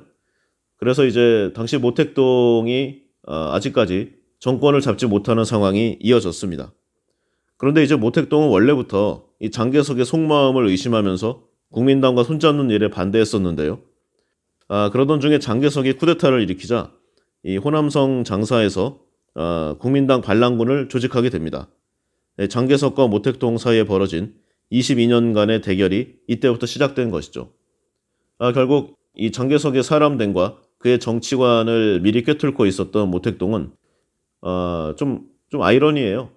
이 장개석이 이 쿠데타를 일으켜서 그 야욕을 드러내자 그 반동작용으로 힘을 얻게 되는 그런 상황에 놓이게 된 것이죠. 좀 구체적으로 보면은 이제 같은 공산주의라고 해도 이제 노선이 좀 다른데요. 이때 중국 공산당의 기본 노선과 이 모택동의 노선은 좀 상당히 좀 그 결이 달랐습니다. 이때의 이제 일반적인 당 지도부들은 모택동을 개량주의자라고 욕을 했지만 모택동을 따르는 세력은 날이 갈수록 늘어갔고요. 이때 광동성 해륙풍 소비에트를 비롯해서 당 지도 노선에 따라 일으킨 농민 도시 봉기, 국민당 군대의 집중 공격을 받아서 며칠 버티지 못하고 무너졌습니다. 모택동이 더욱 힘을 얻게 된 그런 계기도 됐고요. 근데 이제 삼국지의 유비가 제갈공명을 만나는 듯한 이런 상황이 벌어지게 되는데요. 바로 주덕이라는 혁명 사상가가 모택동의 한팔이 된 그런 사건이죠. 앞서 얘기했던 이 정치 외교의 전문가 주은래, 이 주은래가 모택동의 왼팔이라면 이 주덕은 오른팔이었는데요. 이 중국을 완전히 해방시킬 때 그리고 한국전쟁 때의 인민해방군 총사령관이었습니다. 대한민국 입장에서 보면 아주 얄미운 사람이 아닐 수가 없어요. 모택동 말기에 문화혁명 때 비판을 당하는 수모도 겪었지만 나중에 결국 복권이 되었고요. 주은래와 같은 해에 사망하게 됩니다. 이 주덕은 이 모택동과 마찬가지로 어린 시절부터 아주 모험을 좋아하고 영웅을 동경해서 그런 좀 생활을 하기를 원했다고 해요. 그래서 운남성에 이제 군대에 들어가게 되는데 1912년 2차 혁명 때 젊은 장교로서는 보기 드문 용맹을 떨치고 출세를 거듭해서 이 운남부의 공안국 장관이 되게 됩니다. 근데 이제 당시 높은 관리들이 보통 그랬던 것처럼 주덕도 이제 이 주지용링과 향락에 좀 빠졌다고 하는데요. 동시에 아편 중독자이기도 했다고 합니다. 하지만 이제 기본적으로 사람이 정이 많고 좋은 사람의 스타일이어서 여전히 가난하기만 한 농민들에 대해서 깊은 동정심을 지니고 있었다고 하고요. 근데 이제 이때 좀 사상에 좀 전환이 일어났다고 합니다. 외국에서 공부하고 이 운남성으로 돌아온 좀 몇몇 유학생을 사귀면서 이제 인생 행로가 정반대로 바뀌는 이제 그런 상황에 처하게 된 것이죠.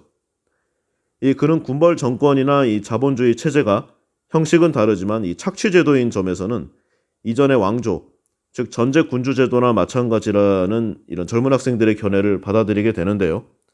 그래서 당시 기준으로 벌써 이 40에 가까운 나이에 갑자기 아편을 끊고 주위의 이제 여자들, 아내들에게 재산을 모두 나누어 준 뒤 후련히 길을 떠나게 됩니다. 그리고 독일로 유학을 가서 고집스럽게 마르크스주의를 배우고요. 이를 이제 활용해서 중국을 개혁하기 위해서 모택동을 찾아가게 됩니다. 모택동 밑에 제갈공명의 소리를 들었던 이 주덕, 이후 수백 차례의 전투에서 천재적인 전술을 펼치고 모택동 홍군의 전투력을 막강하게 키워냈습니다. 그는 줄곧 홍군 총사령관으로 있었지만 병사들과 똑같이 먹고 똑같이 입었습니다. 계급장도 없이 맨발로 다녔고 식량이 떨어지면 똑같이 풀뿌리를 씹었습니다. 하지만 병에 걸리지도 않았고 불평하지도 않았다고 하고 이 대장정 때는 자기의 말을 부상병에게 내주고 절반 이상을 걸어 다녔다고 하죠.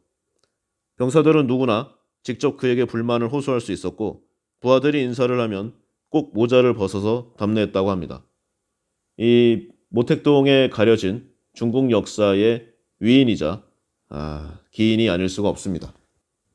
이처럼 뛰어난 군사 지도자와 손잡은 덕분에 이 모택동은 정강산을 중심으로 한 이 소비에트 지구에서 정치 지도자로서의 지위를 굳히게 되었는데요. 이 국민당이 홍비, 즉 붉은 도적대라고 부르는 이 홍비는 겨우 2년 만에 장개석 군대에게서 빼앗은 수만 정의 소총, 대포, 그리고 이제 무기로 무장한 군대로 성장을 했고요. 이 강서와 호남, 복건성 일대에 이 광대한 소비에트 이 정치주의를 세웠습니다. 그곳에서 군수공장을 세우고 산업을 건설하고 사회주의적 경제개혁과 교육을 실시하게 되죠. 이 홍군이 장악한 지역은 이 국민당 정부와 이 지방 군벌이 지배하는 중국 대륙에서는 비록 이 미미한 이 지역이었지만 이 근거지를 만들었기 때문에 이후에 장기전을 벌일 태세를 갖추는 데는 성공하게 됩니다. 이 시간이 흘러서 1930년대 말 장개석은 10만 명이 넘는 병력으로 이 모택동의 소비에트 지구를 포위했습니다. 당시의 홍군은 4만 명에 불과한 데다 무기도 아직 형편없었죠. 하지만 국민당 군대는 이 홍군을 이길 수가 없었는데요. 이 홍군이 이 장개석의 백군을 이 소비에트 지구 깊숙이 끌어들인 다음에 교묘한 유격전을 펼쳐서 괴멸시키는 이런 작전을 반복했기 때문입니다. 이 적이 공격해오면 홍군은 일단 도망치는데요. 그러나 추격하던 적이 진을 치고 쉬려고 하면 그때부터 이제 끊임없이 크고 작은 공격을 가했고 적이 전투를 피하려고 하면 더욱 매몰차게 추격했습니다. 그래서 장개석의 군대보다 훨씬 빠르게 이동하면서 병력을 한 곳에 집중해서 이 흩어진 이 백군 부대를 순식간에 소멸하는 이런 작전을 아주 기가 막히게 실행했던 것이죠. 이러한 여파로 결과적으로 이 장개석이 감행한 이 공비 초토화 작전은 좀 여러 차례에 걸쳐서 실패를 겪게 됩니다. 그래서 장개석은 마침내 결단을 내렸는데요. 2, 3, 4차도 다 실패했었어요. 그래서 이제 거의 100만 명에 이르는 대군을 이끌고 제5차 초공전을 벌였습니다. 그런데 이번에는 그 이전과 똑같은 잘못을 되풀이하지 않았는데요. 이 장개석의 백군은 일단 이 수도 많았지만 비행기 400대를 동원했고요. 외국에서 받은 이 기관총 등의 신무기를 가지고 있었습니다. 이에 비해 모택동의 홍군은 숫자도 겨우 18만 명이었고요. 무기래야 이 중에 절반 명을 무장시킬 수 있는 소총이 고작이었습니다. 더욱 이 장개석은 전투 전문가였던 독일의 군사 고문들의 권고에 따라서 이 도로와 토치카를 건설하면서 천천히 그리고 느리지만 확실하게 진격하는 이 새로운 전술을 펼쳤는데요. 그래서 이제 예전처럼 유격전을 하기가 어려워진 홍군은 결국 이 장개석의 백군의 이 진지전에 정면으로 맞섰다가 큰 타격을 입게 됩니다. 이 게다가 백군은 이 모택동의 홍군들의 유격전을 봉쇄하기 위해서 이 점령한 마을을 불태우고 주민을 쫓아내는 이 초토화 작전을 썼는데요. 그래서 홍군은 주력 병력의 절반 이상을 잃게 되는 아주 참혹한 결과를 맞이하게 되었습니다. 그러나 이 여파로 농민들이 100만 명이나 살해되거나 굶어 죽는 대참사가 일어났고요. 그보다 더 많은 수가 근거지를 빼앗겼습니다. 어쨌든 간에 모택동은 더 이상 이 강서 소비에트 지구를 지켜낼 수 없다는 사실이 명백해졌는데요. 결국 이 주력을 내륙 지방으로 옮기는 문제를 검토하기 시작했습니다. 그래서 이 백군이 포위망을 바짝 쥐어 들어온 1934년 마침내 대장정에 결단을 내리게 되죠. 이때 장개석은 이 승리가 눈앞에 다가왔다는 것을 믿어 의심치 않았는데요. 하지만 이 모택동의 홍군이 어떤 계획을 꾸미고 있는지는 전혀 몰랐습니다. 근데 이게 사실 뭐 말이 좋아서 대장정이죠. 정확히는 이제 항일 구국 전쟁을 위한 대장정이라고 포장을 했는데요. 뭐 까놓고 얘기해서 도망친 겁니다. 어, 그리고 이제 도망은 도망이되 그냥 군대만 도망치는 것이 아니라 이 당시에 이제 정치적으로 지배하고 있었던 이 강서 소비에트라는 나라 전체가 도망치는 셈이었죠. 굉장히 참혹한 패배가 아닐 수가 없습니다. 이 당시 홍군의 주력 부대는 일단 강서성 남부에 집결한 다음에 남쪽으로 내려가서 호남성과 이 광동성의 이 백군 진지에 기습 공격을 퍼부었는데요. 이게 이제 신호탄이었죠. 선두에서 이 10만 명의 홍군 주력 부대가 길을 열고 수십만 농민이 그 뒤를 따랐습니다. 이 남녀노소 그리고 공산주의자, 비공산주의자를 막론하고 이 국민당과 군벌의 횡포를 좀 피하고 싶었던 사람들이 너나 없이 이 대열에 참여를 했던 것이죠. 그들은 무기나 뭐 농기구, 그다음에 뭐 식량 등 가지고 갈 수 있는 모든 것을 가지고 길을 떠났는데요. 그렇지만 이제 끝없는 행군과 이 전투의 여파로 결국 남아도는 총과 탄약 이런 것들을 다 버리고 갈 수밖에 없었습니다. 이 대장정이 정말 필설로 형언하기 어려울 정도로 엄청나게 고생스러웠다고 하는데요. 그래서 뭐 백성들은 말할 것도 없고 이 병사들 중에서도 가장 강한 자만이 살아남는 군사 이동으로 결국 결말이 되게 됩니다. 이 대장정을 보면은 좀 삼국지의 이야기가 생각나는데요. 당시 이제 이 유비가 그 형주 땅에 몸을 의탁하고 있을 때 이제 조조가 유표를 치죠. 이때 뭐 여러 결과로 결국 그 이제 유비가 도망을 치게 되는데요. 이때 조조를 두려워하고 유비를 따르던 많은 백성들이 유비의 도망길에 그 뒤를 따라오게 되죠. 뭐 이게 이제 결국 이 장비의 장판파 전투로 이어지고 조자룡이 유비의 아들을 구하기 위해 적군을 휘젓는 상황으로 좀 발전하게 되지만 어쨌든 간에 패배는 패배라는 겁니다. 그리고 이제 뒤를 뭐 역사에 좀 뭐 나중을 예상하는 거는 좀 그렇지만 결국 이러한 장개석의 이런 만행에 좀 도망친 이런 당시의 백성들 결국 뒤에 모택동에게 더욱 혹독하게 당하게 되죠. 역사는 이 특정인 누군가에게 권력을 쥐어주면 반드시 변질하고 부패한다. 그런 것을 알려주는 정말 완벽한 교본이 아닐 수가 없습니다. 이 대장정 기간 동안 이 홍군은 평균 하루 한 차례의 그 크고 작은 전투를 벌였다고 하는데요. 시간으로 보면은 1년 365일 가운데 230일 정도를 주간 행군, 그리고 18일을 야간 행군에 썼다고 합니다. 이 군대를 다녀온 남자분들은 아시겠지만 이거는 정말 특전사급의 이 본격 전투 훈련을 받은 사람들도 힘들어요. 그런데 일반 백성들까지 끌고 이게 가능했다는 것은 중간에 아마 많은 이탈자가 있었으리라 예상이 됩니다. 이 평균 130km를 이동한 다음에야 이 휴식다운 휴식을 가졌다고 하는데요. 당시에 중국의 지형을 생각해 보면 뭐 오늘날 같이 포장도로가 깔린 길이 아니었겠죠. 가장 험난한 지역을 그렇게 빠른 속도로 이동했다는 것은 정말 놀라운 일이 아닐 수가 없습니다. 이때 대장정 기간 동안 이 중국 대륙을 반바퀴 돌았는데요.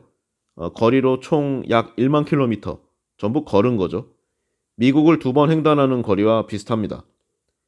이때 산맥을 18개 넘었는데 그 중에 5개가 만년설로 뒤덮인 대산맥이었고 24번의 도강을 이뤄냈다고 합니다.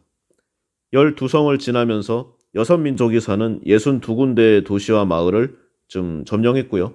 사실은 그냥 정치적으로 좀 주입을 한 거죠. 공산당이 당신들에게 도움이 되고 국민당은 당신들을 착취한다. 뭐 이런 정신개조, 뭐 세뇌죠, 세뇌.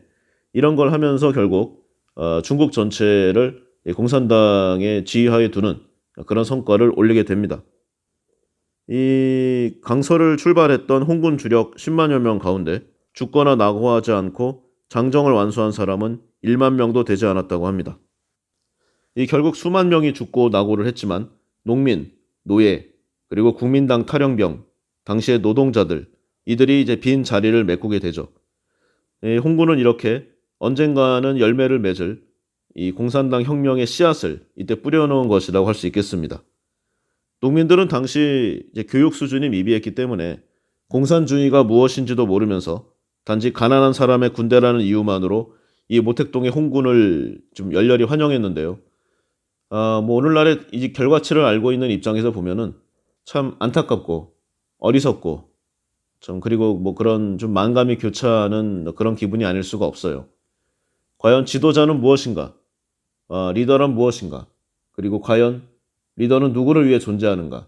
이런 좀 인간 세상의 본질적인 질문을 생각하지 않을 수가 없습니다. 그런데 당시의 상황을 보면은 농촌의 이러한 백성들이 그 모택동의 홍군을 환영하지 않을 수가 없었어요. 당시의 상황을 보면은 이 국민당과 이 지주 세력, 즉 이제 뭐 비적의 습격을 막는다고 이제 민단을 만들었는데요. 즉 지방 민병대죠. 근데 이게 농민을 착취하는 폭력 집단이 되었습니다. 당연하겠죠. 자신을 관리하는 이 정부의 이 강력한 관리 감독이 없는데 지방에서 힘을 쥐고 있는 사람들, 마음대로 행동하지 않겠습니까? 지금은 뭐 좀 다르다고 생각을 할 수 있는데요.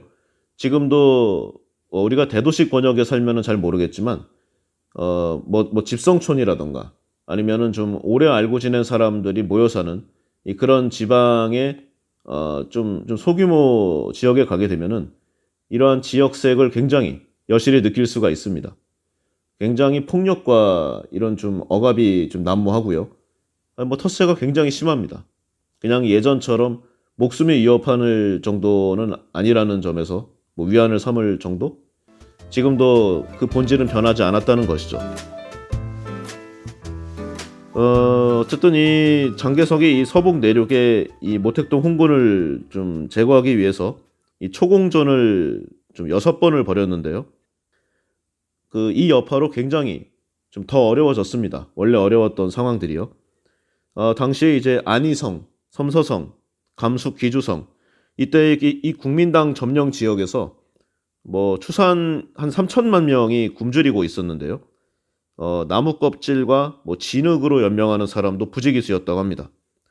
공식적인 기록만 이 섬서성과 귀주성에서 약 400만 명 정도의 이재민이 생겼고요. 농촌 인구의 10%밖에 안 되는 이 분홍, 지주, 이 고리대금업자들이 전체 농토의 7, 80% 이상을 소유하고 나머지를 노예로 부리는 일들이 비일비재했습니다. 이 빈농과 소작농, 농업 노동자들, 이들이 가진 경작지는 정말 택도 없는 수준이었고요. 뭐 당연히 굶어 죽는 사람이 나올 수밖에 없었죠. 이 문제가 너무 심각해지자 이 국민당 정부는 농업 통계를 발표하지 못하게 하는 강수를 두게 됩니다. 그리고 이 장개석의 백군은 굉장히 고리타분한 사상을 갖고 있었는데요. 이 전족을 하지 않거나 단발을 한 여자는 모조리 공산주의자로 몰아서 쏴 죽였고요. 젊고 예쁜 여자는 장교들이 차지했고 나머지는 사병들에게 내맡겨졌습니다. 그러니까 뭐 여자들을 노리게 삼은 거죠. 심한 경우는 이 여자들을 이 도시의 인신매매 조직에 팔아넘기면서 이 모택동 홍비에게 학살당한 농민의 처자식이라고 선전했습니다. 이 홍군 가족은 특히 가혹하게 죽였다고 하는데요. 그냥 뭐 일가족 전체를 몰살하는 경우가 굉장히 많았다고 합니다. 그래서 모택동 홍군은 이 장개석의 백군을 더욱더 증오하게 되었고 농민들도 장개석을 저주하게 되는 상황에 이르게 되죠. 근데 당시의 모택동은 정반대로 행동했습니다. 그런데 당시의 모택동이라는 게 중요하죠. 이 지주의 땅을 빼앗아서 농민에게 나누어주는 토지 강령, 당연히 농민들에게 환영을 받았고요. 지주에게서 몰수한 땅은 반드시 소비에트 정부를 통해서 처리하게 하였고 가난한 농민의 것은 절대로 빼앗지 않았습니다. 이 여러 가지 정책으로 홍군은 농민의 마음을 얻는 데 성공하고요. 이것이 이후에 중국 전역 통일을 완수하게 된 그 근원이 되죠. 좀 빠진 게 있어서 하나 짚고 넘어가도록 하겠습니다. 바로 이 장학량이 벌인 서한 사건인데요. 당시 상황은 뭐 앞서 얘기한 대로 이 장개석이 뭐 본인이 의도했든 아니든 간에 결국 지금 중국 역사에 큰 피해를 끼치고 있는 상황임에 분명했습니다. 당시에 이제 공산당은 남경 정부의 공세에 굉장히 시달리는 상황이었는데요. 근데 이제 뭐 이런 마인드였다고 합니다. 좋다. 어차피 권력투쟁이니까 너희가 우리를 배척하는 것도 이해를 하겠다. 그러나 적어도 외적을 물리치는 게 먼저 아닌가. 당시에 일본이 중국을 침략했기 때문에 이것을 먼저 해결하는 게 먼저인데 그런 것을 그러니까 외적을 앞에 두고도 이 내부의 권력 쟁탈에 전념하는 장개석을 굉장히 비판했다는 뭐 그런 내용이죠. 우리가 그동안 당한 것도 모두 잊을 테니 당면 과제인 일본 제국주의와 투쟁하는 것이 더 중요하니까 내전을 중지하고 함께 일본과 싸우자고 여러 차례 좀 제안을 했지만 장개석은 오직 홍군과 싸우는 데만 집착하며 계속 모른 척을 했습니다. 이 당시에 서부 내륙 근거지를 튼튼히 세운 공산당은 좀 자신도 있었고요. 이제 일본 제국주의 침략에 대항하기 위해서 남경 정부에도 기꺼이 협력하겠다. 이른바 민족 통일 전술을 채택했는데요. 이것을 이제 국민당 군대에게 선전하기 시작했습니다. 그리고 동시에 일본군과 싸울 의지와 힘을 가진 모든 세력에게 화해의 손길을 먼저 내밀게 되죠. 그리고 홍군은 이 장개석 백군이 먼저 공격하지 않으면 싸움을 좀 피하는 방식을 취했고요. 포로를 잡아도 자기네 정책을 알아듣게 잘 설명한 다음 돌려보내게 됩니다. 이 백군 부대에 편지를 보내는가 하면 선전원을 보내서 설득하게 되죠. 이 당시 공산당은 이 중국과 외교 관계를 가졌던 이 자본주의 열강들에게 일본에 대항하는 이 반파시즘 국제동맹을 맺자고까지 제안을 했지만 당시 미국과 영국, 프랑스 등은 이 남경 정부와 반공 동맹을 맺었기 때문에 뭐 그 대가로 갖가지 이권을 챙기고 신무기를 팔아먹는데 아주 혈안이 돼 있던 시대였습니다. 추가로 러시아 공산당은 이 모택동의 중국 공산당이 국민당과 갈라선 것을 매우 못마땅하게 여겨서 뭐 거의 지원을 안 해주던 뭐 그런 때였죠. 그리고 농촌의 소비에트를 조직한 모택동이 이제 개량주의자라고 비난받았다고 했잖아요. 진짜 공산주의자인지를 의심하기까지 했습니다. 이런 가운데 이 남경 정부는 미국과 독일 등에서 이 비행기와 탱크를 대량 구입했고요. 그 대가로 이 미군의 장교들이 이 조종사를 훈련시켜주는 그런 상황이었습니다. 추가로 이 독일과 이탈리아 장교들은 직접 폭격 원정에 참여하거나 이 장개석의 군사고문 역할을 해주던 그런 시대였죠. 장개석이 이렇게 불철주야 준비하고 있던 이 초공전, 공비소탕 작전이죠. 이를 홍군이 견뎌낼 수 있으리라고는 아무도 예상하지 못했습니다. 이런 절체절명의 순간에 아주 의외의 사건이 일어나게 되는데요. 바로 이 장개석이 부하의 개념으로 있던 장학량, 이 장학량에 의해서 체포되고 구금되는 아주 치욕적인 사건이 벌어지게 되는 것입니다. 이 당시 장학량의 명령을 받은 동북군 병사들, 장개석이 머물고 있던 온천을 덮쳐서 도망간 장개석을 수색하는 그런 상황이 벌어지게 됩니다. 이 바위 틈에서 이 추위와 공포에 떨고 있던 장개석을 찾아낸 이 동북군. 그러나 예상외로 좀 깍듯하게 모셨다고 하는데요. 우리는 각하를 쏠 생각이 없습니다. 우리는 단지 각하께서 조국을 이끌고 일본 제국주의와 싸우기를 바랄 뿐입니다. 라고 하며 좀 모처에 감금하는 정도로 좀 마무리를 하게 되죠. 이 장학량은 이 중앙정부와 각성의 지도자 그리고 이 중국인에게 짤막한 좀 성명을 발표하게 되는데요. 장개석 총통이 각성하도록 당분간 서안에 체류하도록 요청했으며 총통과 수행원의 안전을 보장한다는 이런 내용이었습니다. 또 장학량은 장개석에게 8개 항으로 된 구국의 요구를 내놓았는데요. 뭐 주요 내용은 이렇습니다.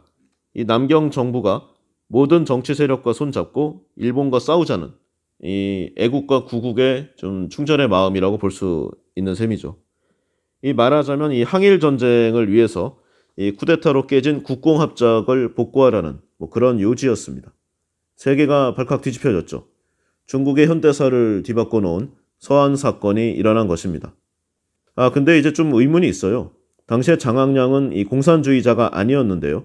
왜 이런 행동을 했다는 것인가? 이것을 좀 살펴보기 위해서는요. 당시에 이 장학량 동북군과 이 장학량이 남경 정부와 그리고 홍군 이 각각 맺고 있던 이 복잡한 관계를 살펴봐야 합니다. 이 원래 장학량은 이 악명 높은 중국의 비적 출신으로 이 만주를 지배했던 군벌 이 장장님의 아들인데요. 이 장장님은 이 북벌에 나선 이 국민당 혁명군과 맞서 싸웠던 그러니까 약간 좀 악당의 개념입니다.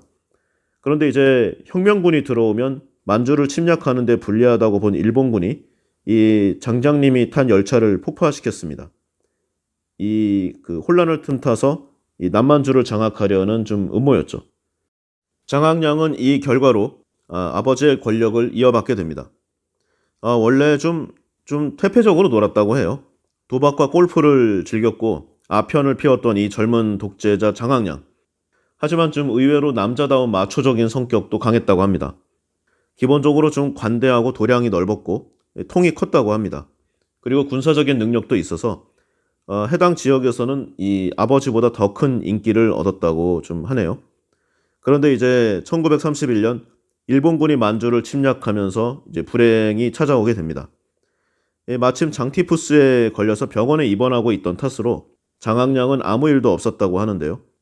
이 당시에 장개석은 이 장학량과 의형제를 맺은 사이였지만 홍군과 싸우는 데 정신이 팔려서 만주의 동북군에게 후퇴 명령을 내렸습니다. 그리고 만주를 일본군에게 내준 데 대한 비난 여론을 무마하기 위해서 이 작전의 실패를 장학량에게 뒤집어 씌웠죠. 장학량은 결국 이 공직을 내놓고 유럽 유학길에 올랐는데요. 동북군은 이제 뭐 주인이 없어졌으니까 총알바지로 내몰리게 됩니다. 몇 년이 지나서 아편을 끊고 서양의 사고방식과 학문으로 무장한 믿음직한 청년 이 장학량이 돌아왔는데요. 이 동북군 장병들 앞에서 고향 만주를 되찾고 민족의 굴욕을 벗는데 목숨을 바치겠노라고 맹세합니다. 동북군은 이 멋지게 변신해서 남자다운 냄새를 풍기는 장학량을 열렬히 환영했는데요. 그러나 여전히 이제 장개석 옆에 있었다고 합니다. 하지만 이제 이후에 그 3개 사단을 잃는 대참패를 당하게 되는데요. 그러나 장학량은 이 패배로 여러 가지 사실을 깨닫게 됩니다.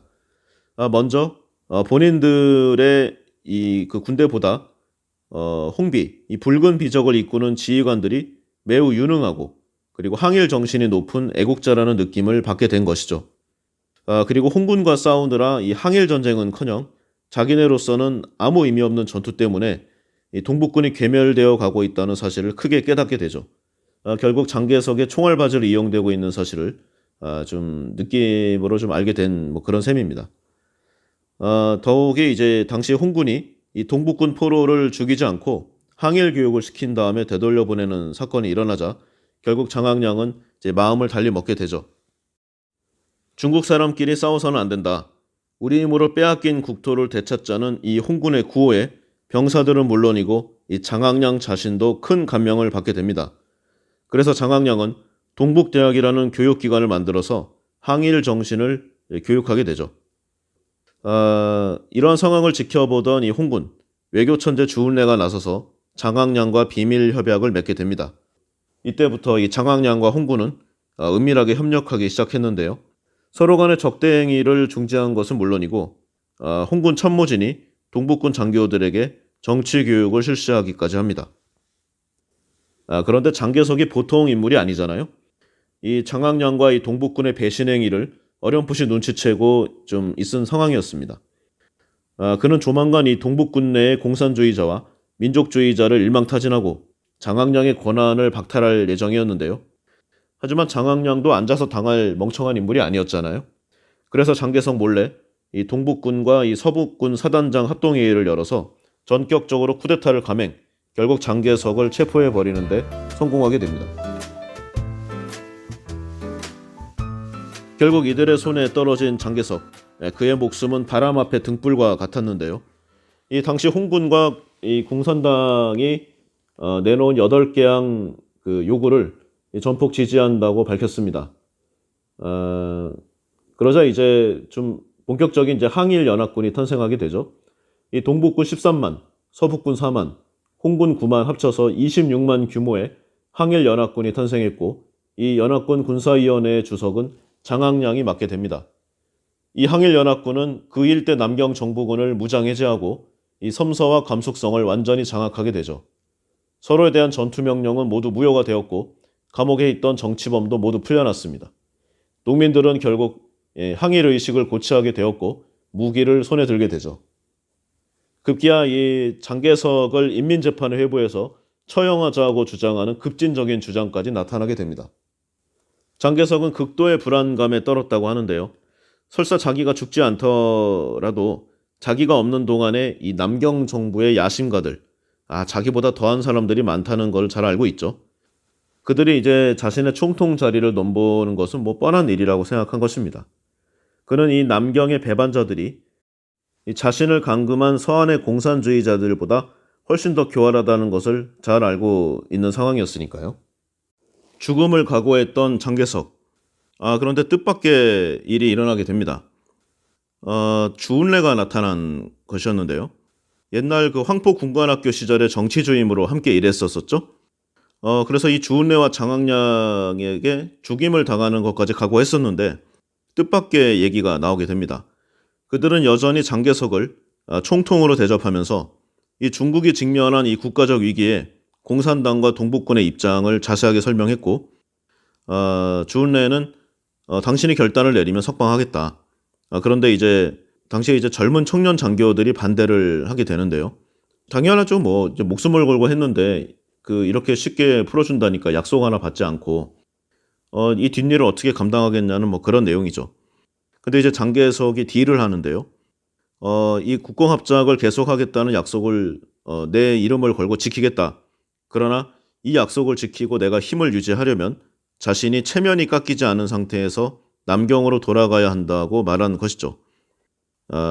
곧 이제 이게 잘 받아들여져서 장개석은 남경으로 돌아가서 힘을 회복하는데요. 결국 이것이 이 장학량과 이 주운래가 좀 오판을 했다는 그런 역사의 증빙으로 돌아오게 됩니다. 장개석은 앞으로 내전을 하지 않겠다고 개인적으로 보장했는데요. 그러나 어떠한 문서에도 서명하지 않았습니다. 항일전쟁을 위한 상호협력, 동북군과 서북군의 지위 인정, 정치적 자유, 이런 원칙적인 문제에 대한 단지 구두 합의가 이루어졌을 뿐이죠. 장개석은 결국 이렇게 해서 체면을 깎이지 않고 남경으로 돌아갔습니다. 그런데 이 장개석도 또 보통 사람이 아닌 게 믿기 어려운 일이지만 그는 약속을 어느 정도 지켰다고 합니다. 또 하나 놀랄만한 사실은 서한 사건의 주모자 장학량이 처벌을 받기 위해 자기 전용기로 총통을 모시고 함께 남경으로 갔다는 사실이죠. 이게 무슨 약간 중국 무협지 같은 내용인데요. 개인적으로 보면은 좀 남자들의 좀 의리, 마초적인 성향, 그리고 옛날 남자들만이 가질 수 있는 그런 고전적인 향수, 이런 부분이 분명히 있어요. 저는 개인적으로 이런 거를 참 좋아합니다. 그런데요, 만약에 제가 몸담고 있는 특정 국가의 최고 정치 지도자들이 이런 행동을 한다. 그날로 갈아치워야죠. 국가는 이 국민의 생명과 안전, 그리고 국가의 이익을 지킬 수 있는 사람이 리더가 돼야 됩니다. 굳이 마키아벨리의 군주론이나 이런 후우카까지 얘기하지 않더라도요. 기본적으로 어느 정도 정치적인 판단을 할 수 있어야 하지 않겠습니까? 이렇게 개인적으로 멋진 것 같은 행동을 하려면 혼자 살아야죠. 혼자 이런 행동을 하는데 누가 뭐라고 하겠습니까? 하여간 참 여러 가지로 좀 느낌이 있으면서 안타까운 일이 아닐 수가 없어요. 어쨌든 간에 이후로 결국 장학량은 한순간도 장개석의 소나기를 벗어나지 못했고 고향 만주 땅도 이후 다시는 밟아보지 못했습니다. 장개석은 홍군에게 져서 대만으로 달아날 때도 잊지 않고 장학량을 끌고 갔습니다. 예전의 원한을 깊이 새겨놨던 것이죠. 그런데 또 자기가 한 말이 있으니까 죽이지는 못하고 참 애매한 상황이 아닐 수가 없어요. 이 이후의 상황은 이 후흑학 1편에서 좀 대략적으로 얘기를 했으니까 또 얘기하는 것은 중복이고요. 큰 의미가 없다고 생각이 됩니다. 어쨌든 간에 이러한 좀 과정을 거쳐서 결국 모택동은 장개석에게 승리를 거두게 되고 중국 대륙을 차지하게 되는데요. 어느 정도 힘을 갖게 되자 중국에 엄청난 피해를 끼쳤던 장개석. 그러나 결국 이를 타도한 모택동은 장개석이 했던 것보다 더욱 큰 사이즈로 중국 국민들을 이 비참함의 구렁텅이에 몰아넣게 됩니다. 역사는 과연 누구를 위한 것이고 무엇을 위해 존재하는가? 여러모로 생각하지 않을 수가 없습니다. 이 책 후흑학을 읽으면서 좀 많은 생각을 했는데요. 이 후흑학, 군주는 후한무치하고 성공을 위해서 또는 성공하지 못하더라도 그의 행동에 어떠한 비판을 할 수가 없다. 참 이거 누구를 위한 책인지 모르겠습니다. 이런 책을 보통 이제 어른들은 읽지 말라고 하는 경우가 있는데요. 저는 반대입니다. 이런 책을 더 많이 읽고 더 많이 생각하고 스스로의 주관으로 더욱 많은 판단을 내리는 훈련을 해야지만 이런 사고방식으로 가득 찬 사람들에게 휘둘리지 않고 조종당하지 않는 뚜렷한 주관 있는 스스로를 만드는데 성공할 수 있지 않을까 하는 그런 생각을 해봤습니다. 네, 오늘은 여기까지 하겠습니다. 좋아요와 구독 버튼 꼭 눌러주세요. 네, 감사합니다.